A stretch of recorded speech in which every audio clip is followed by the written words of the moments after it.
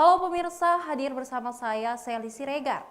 Kami akan memberikan update terkini mengenai peristiwa unik dan menarik yang kami rangkum dalam Kilas Mancanegara.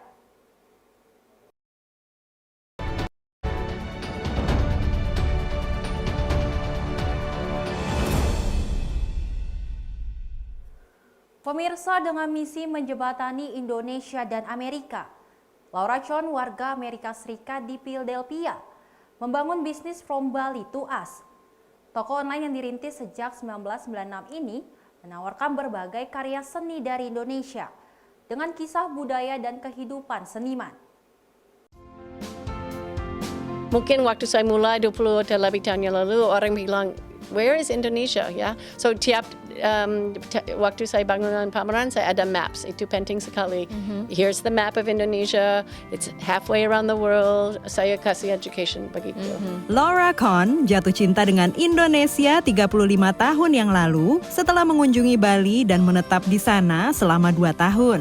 Pelukis batik ini lantas merilis galeri online From Bali to Us tahun 1996 di Philadelphia. Galerinya menawarkan berbagai karya seni seperti topeng, kerajinan perak, patung dan ukiran, mainan tradisional anak-anak, hingga lukisan dan wayang. Kasih education tentang Indonesia. Itu yang mission saya untuk kasih awareness.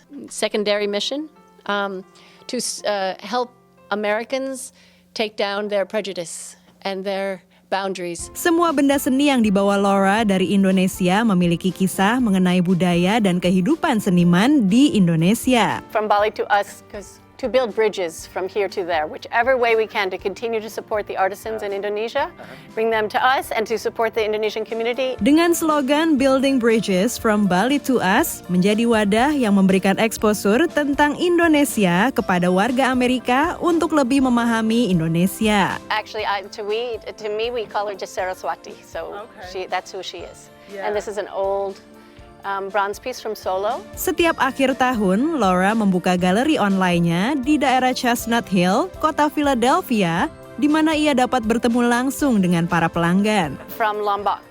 It's a perfect combo. And what are you gonna put in your medicine box? Do you know? It's a great question. I have no idea yet. Isn't that fun? Yes. Ada juga pelanggan yang datang dari luar Philadelphia seperti Adam Homoki, warga Amerika di Boston, Massachusetts. My wife and I actually traveled to Indonesia, and Bali was one place we stopped as a part of our honeymoon 13 years ago. So I'm loving some of the craftsmanship and the wonderful artwork and everything we're seeing here. It brings me back to those days before we had kids. Melalui berbagai karya seni dari sekitar 50 seniman di Indonesia, Laura Chon ingin semakin banyak warga Amerika yang lebih mengenal Indonesia. I don't care if you buy something, but you will know where Indonesia is.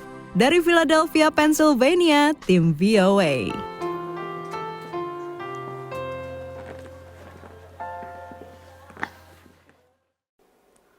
Toko Indonesia Indo-Java terkenal karena mempunyai dapur terkecil di New York. Karena dapur itulah beberapa media massa besar di Amerika Serikat datang untuk meliput dan melaporkan.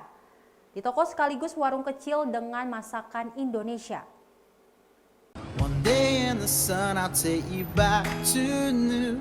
Di mana dapur terkecil di kota New York. Ternyata toko dan warung makanan ini dimiliki warga Indonesia. Kebetulan kita punya julukan the smallest kitchen in New York. Paling kecil di New York ya? Iya, karena cuma cukup seorang. Jadi saya aja yang bisa masak di situ. Beberapa media massa besar maupun banyak YouTuber menyebut Indo-Java memiliki dapur terkecil dan berukuran sekitar 2 meter kali 1,5 meter persegi. Dan pegang tangan kanan, tangan kiri, temboknya kena ya? Iya. Nah, kalau sebelah sini? Sebelah sini? Sebelah sini. Ya sini doang. Wah, lebih pendek lagi ya? Iya. Nah, ini cara masaknya gimana nih? Masaknya di sini, kita kompornya di sini biasanya. Pokoknya ya kalau udah selesai masak, kompor dipinggirin, rice cooker dipinggirin, terus udah gitu udah lauk-lauknya di sini. Dengan ruang toko yang terbatas, maka tempat makan tamu pun menjadi sangat terbatas. Dan uniknya, meja kecil berwarna kuning justru menjadi ikon dari toko Indo-Java. Yang buat terkenal pertama dari dia punya warung kecil, warung yang Warung Selasa. Warung Selasa itu udah legendaris lah di sini, mungkin orang udah tahu semua orang Indonesia ya. dan orang bule. Oh iya, orang bule juga ke sini. Iya, saya punya customer sekarang hampir 60 orang bule, 60% maksudnya. Jadi kita itu memang punya satu meja kuning, gitu. Jadi memang satu. Cuma satu aja mejanya? Satu, tapi kalau dibuka bisa untuk orang 4 gitu. Tapi kita lebih enak kalau kita berdua gitu ya. Jadi kalau memang makan antri gitu. Maksudnya ikoniknya warung Selasa itu meja kuning itu. Jadi semuanya harus foto di meja kuning itu.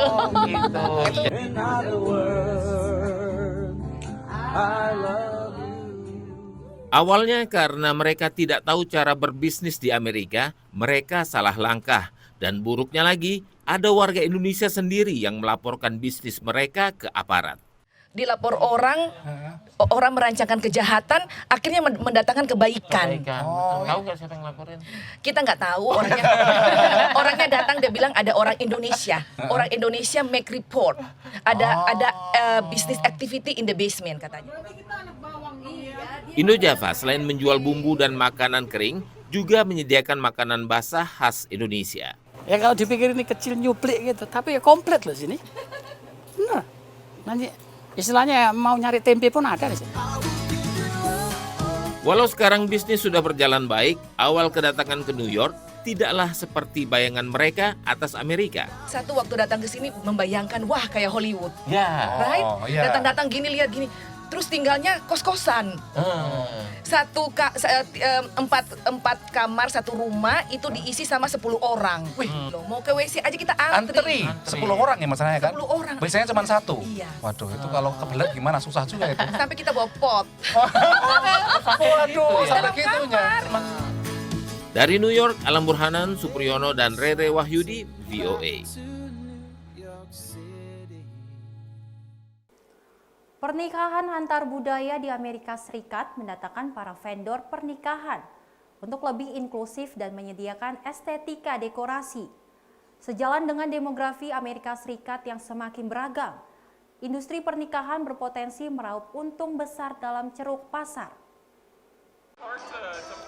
Bagi pasangan lintas budaya seperti Amal, keturunan Bangladesh, dan Brian, warga kulit putih dari Minnesota, melangsungkan pernikahan yang mewakili budaya kedua pihak tidaklah mudah. I'm a little wary of going to makeup artists who don't know how to work with my skin tone and my skin coloring. Mereka menemukan ide-ide untuk perayaan pernikahan mereka yang akan datang, yang tidak mudah ditemukan di majalah atau online.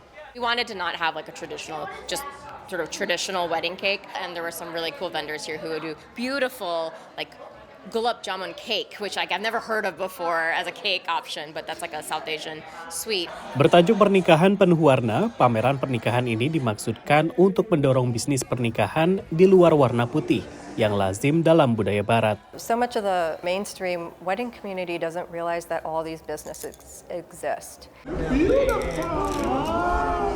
Rena memulai bisnis perencanaan pernikahannya pada tahun 2019.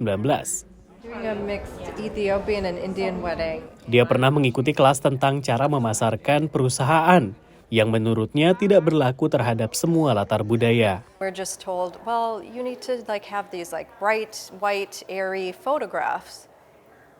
And immediately I'm like, well, that color aesthetic does not apply to every wedding.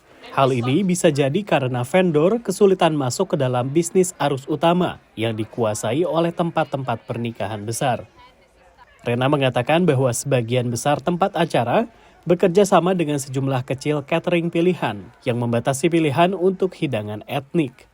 It's very hard to penetrate into any area. Naaban dan Christian Ampadu menjalankan perusahaan perencana pernikahan yang menawarkan estetika khas Afrika pada dekorasi kuenya. I think the wedding industry lags behind, and some of that is because it is an industry that is selling, quote, tradition. Profesor Catherine mengatakan penting untuk mengikutsertakan para vendor yang menangkap demografi Amerika yang telah berubah. I think we do have a situation because of changes in our U.S. society that more persons of color have a kind of purchasing power and a kind of security in our society that allows them to be customers for professionally produced weddings. Dia memperkirakan industri pernikahan AS akan mengalami lonjakan pasca pandemi senilai lebih dari 50 miliar dolar. Data dari Pew Research Center menunjukkan bahwa ada 17% pasangan beda budaya atau etnis di Amerika Serikat pada tahun 2015. Angka ini naik signifikan dari 3% saja pada 1960-an. Dan memang pernikahan beda budaya menjadi ladang cuan bagi industri pernikahan Amerika Serikat, di mana rata-rata biaya pernikahan kini mencapai hampir $30.000 atau 470 juta rupiah. Dari Washington DC, saya Ryutu Wasikal dan tim VOA. Pemirsa, California adalah negara bagian paling padat penduduk di Amerika Serikat. Tetapi beberapa tahun terakhir banyak warga yang pindah ke negara lain. Banyak alasan yang disampaikan warga yang hijrah. Namun faktor iklim dan cuaca ekstrim menjadi salah satunya. Sejumlah kota kini menjadi tujuan favorit. Christina adalah seorang penduduk relatif baru di kota Duluth, negara bagian Minnesota, salah satu wilayah yang paling dingin di Amerika Serikat. Ia tadinya tinggal di salah satu negara bagian terhangat di Amerika. I moved out of California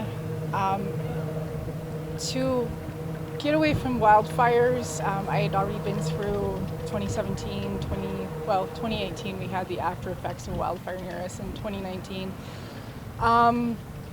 And those were, they were awful to go through, and I didn't lose anything myself. Sementara John, yang dulu lahir dan besar di Orange County, California, memutuskan pindah ke Duluth juga karena kebakaran hutan di negara bagian asalnya. The air smells cleaner. The water is some of the best water in the world. It's just very clean. It's pristine. It's beautiful. And so that is definitely part of it. John dan istrinya Giselle pindah ke Minnesota pada 2014.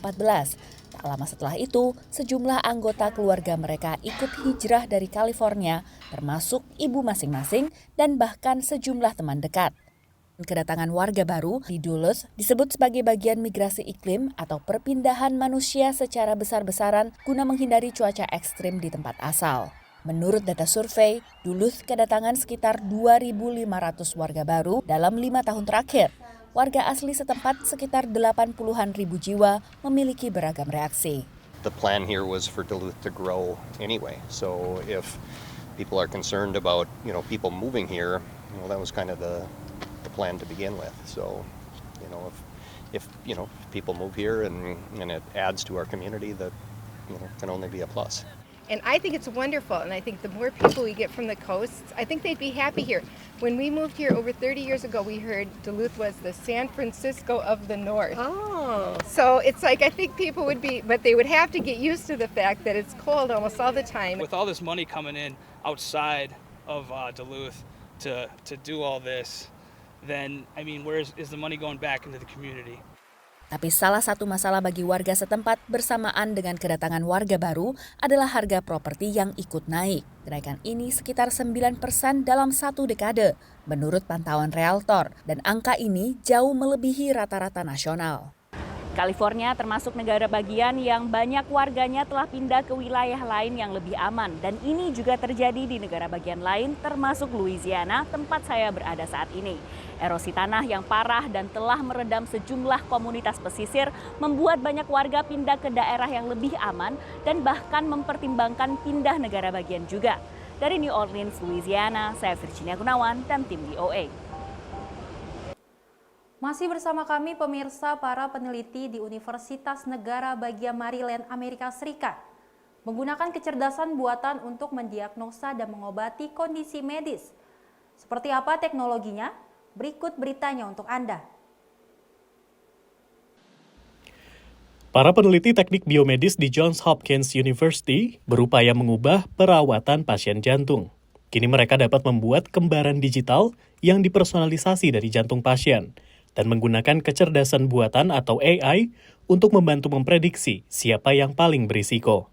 We do contrast-enhanced MRI of the heart, and then we combine that contrast-enhanced MRI with all the clinical data that's known for the patient. This is combined with survival analysis, and we can tell over 10 years what is the risk of a patient of having sudden cardiac death. Profesor Natalia mengatakan gambar jantung secara keseluruhan ini menghasilkan prediksi yang lebih akurat tentang pasien mana yang membutuhkan defibrilator. We provide these deep learning algorithms that are multimodality. They represent the patient's condition much better.